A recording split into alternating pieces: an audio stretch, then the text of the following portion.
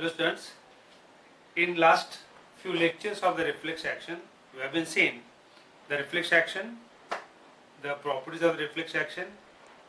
Now we will see today the classification of the reflexes in detail. Classification of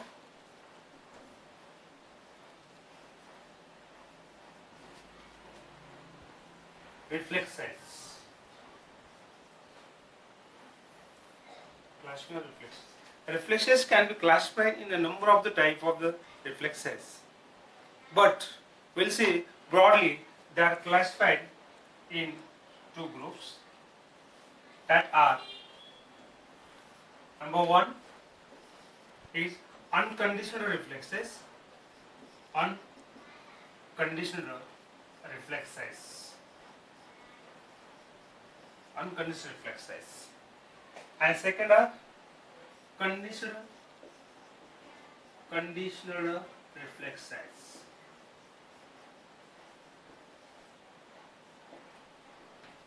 Second one.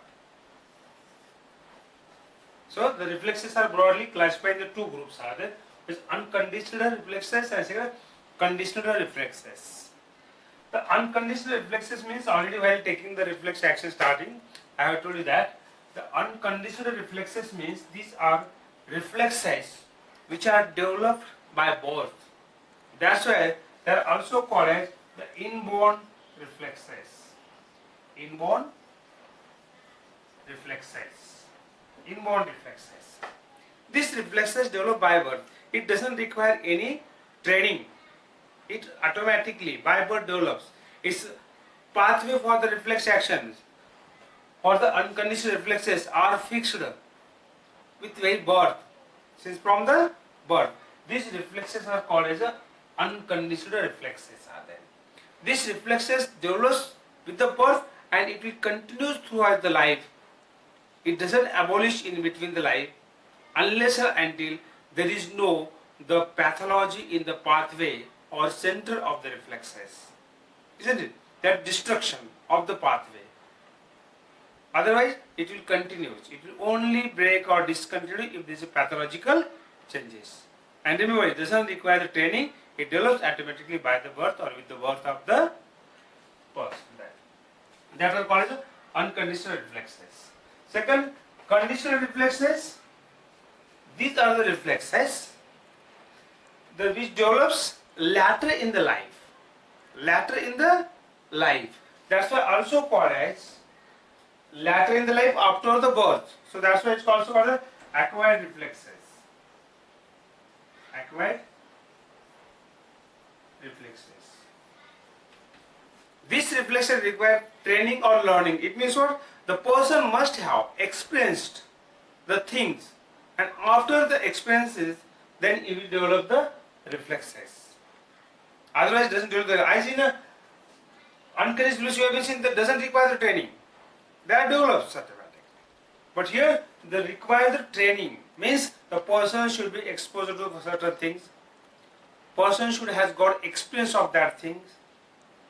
And once he has got experience, and when he will exposure to that, or will see that stimuli, then he will respond. Otherwise not. Otherwise. And these reflexes develops later on after the birth, and they can abolish without any pathological change. As you take the examples in these reflexes are there.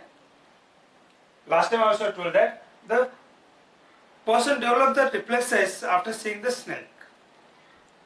But child will not have. Why child will not have? Because child don't know that snake will bite, snake is a poisonous, and after bite of the snake, he will die. So that's why if the child sees the snake, he can play with the snake. But after experiences, person come to know that the snake is poisonous, it will bite or he will bite, and after bite of the snake, he will get poisoning, and from that poison death will occur. So that's why whenever you see the snake, it will withdraw, the reflex will occur that. Isn't it? So this reflex for the snake is developed after the experience. After the experienced. So that's why that is a conditional reflex. This can be abolished. When it gets abolished, suppose you know that this snake is not poisonous, or this snake will not bite, and if you take the proper protection from that, or you keep distance from that snake, he will not come and bite you. So that's why when you know that, this reflex for the snake will be abolished. Do you understand? I hope that you have understood the conditional reflexes. It develops as per the condition and they will abolish as per the condition. Do you understood? So these are the two main type of the reflexes. Then unconditional reflexes are classified in the different types are there. We will see what are the types.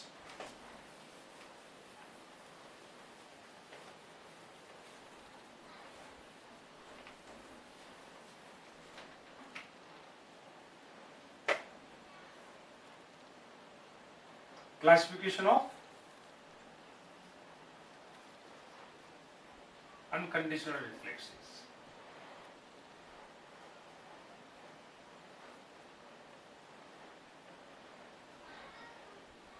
This can be classified on the basis of physiology, physiological classification,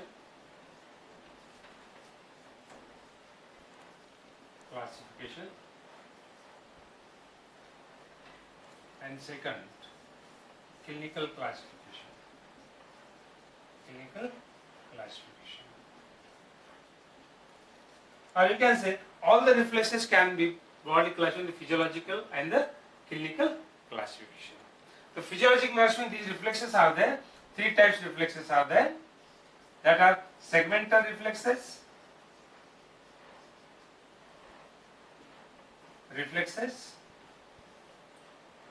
intersegmental reflexes,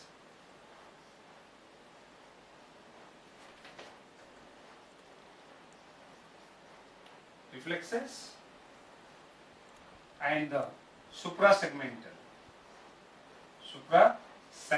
reflexes. And the clinical reflexes are there. Superficial reflexes,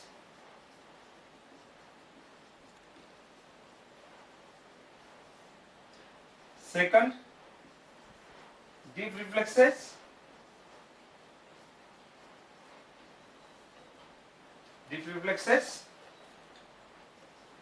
third one, visceral reflexes,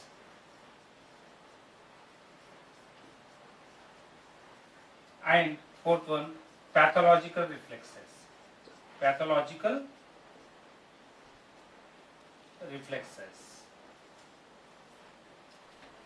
First of all, you see the physiological classification of the physiological type of the reflexes.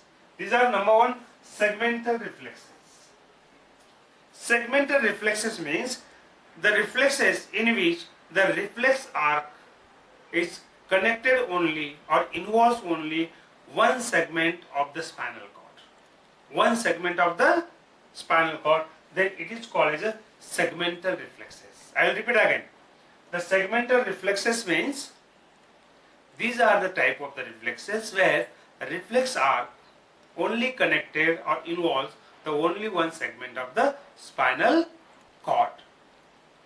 Only one segment, individual segment. That is called the segmental reflexes. Example is tendon jerk. Example of this reflex is the tendon jerk. That is knee reflex. Is of the segmental reflexes. Second, intersegmental reflexes. Intersegmental reflexes means what? This type of the reflexes where the reflex arc involve the number of segments or more than one segment of the spinal cord. Then it is called as a intersegmental reflexes. Example is cross extensor. Cross extensor reflexes.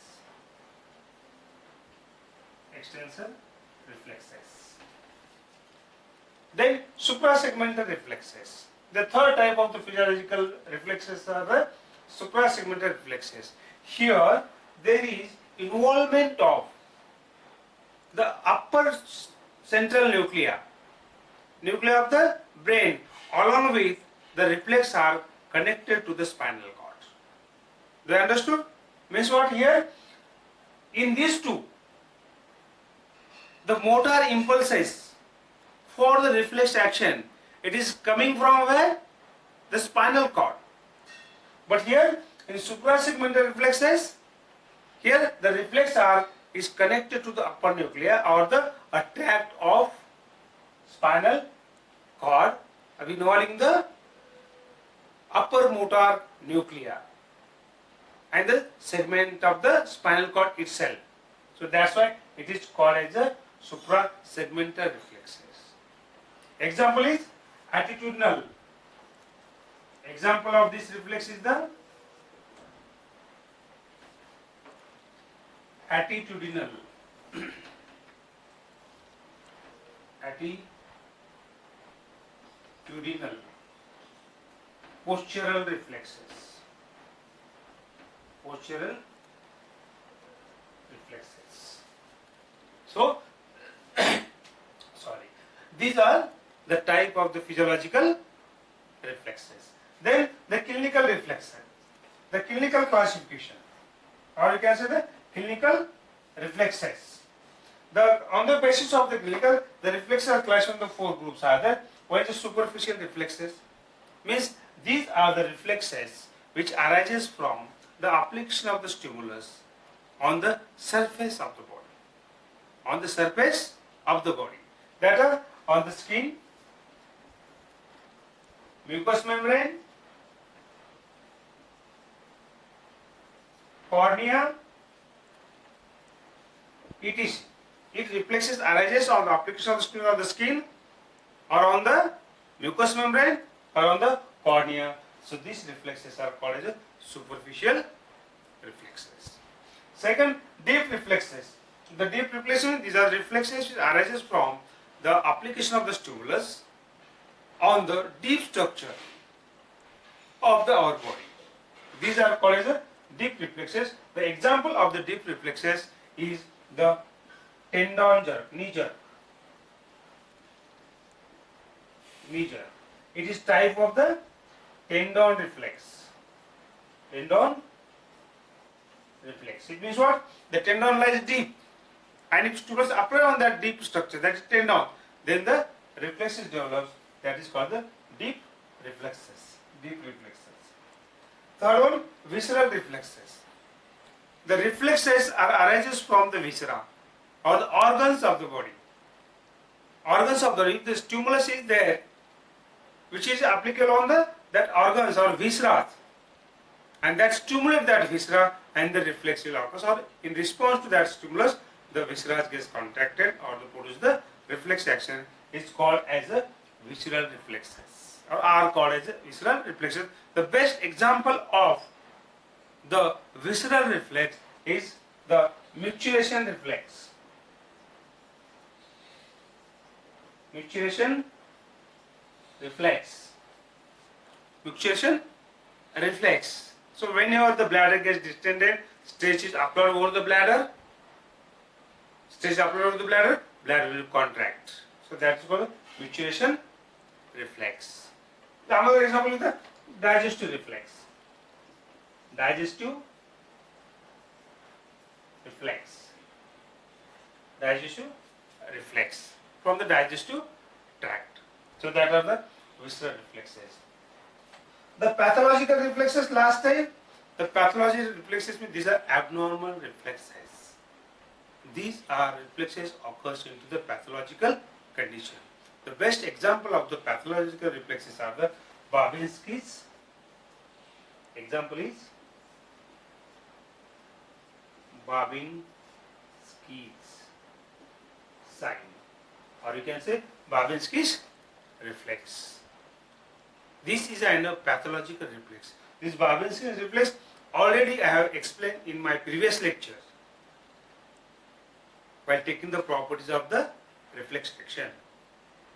So these are the classification of the reflexes broadly. In some of the books, there are the number of the classifications, the number of the type has been given. But broadly they are divided into these two groups. First, unconditional reflexes, second is conditional reflex, already we have been seen, and then on the basis of this physiology and the clinical, it is classified in these groups are there. So do I understood? Hope do I understood this reflex classification of the reflexes there. You have to remember in this way, and their examples along with their explanations. That's all about the classification of the reflexes. The classification of reflexes can be summarized in this tree diagram. See, the unconditional reflexes, conditional reflexes, then the unconditional reflexes are physiological reflexes and the clinical reflexes. The physiological reflexes are of the three types. Segmental, example is tendon reflex. Intersegmental reflexes, example is a cross extensor reflex. Then third type is a suprasegmental reflexes. The example is attitudinal reflexes, posterior reflexes. Then the clinical reflexes. These are the four types. The first, superficial reflexes, which arises from the skin, mucous membrane, or the coordinate reflexes are there. The second one, deep reflexes. Deep reflexes. These are tendon reflexes. Example is. Then third is visceral reflexes. Example, micturition reflex, the digestive reflex, which is also called the gastric reflex also commonly. Then the fourth one, the pathological reflexes. The example is a Babinski exercise. Another one is the Cronus reflex. Is the example of the pathological reflexes. So thus you can remember the type of the reflections in a general by this tree diagram. This is it. Observe the tree diagram and remember this, the types of the reflexes, which has been broadly classified in these groups there. So that's about the classification of the reflexes. That's all.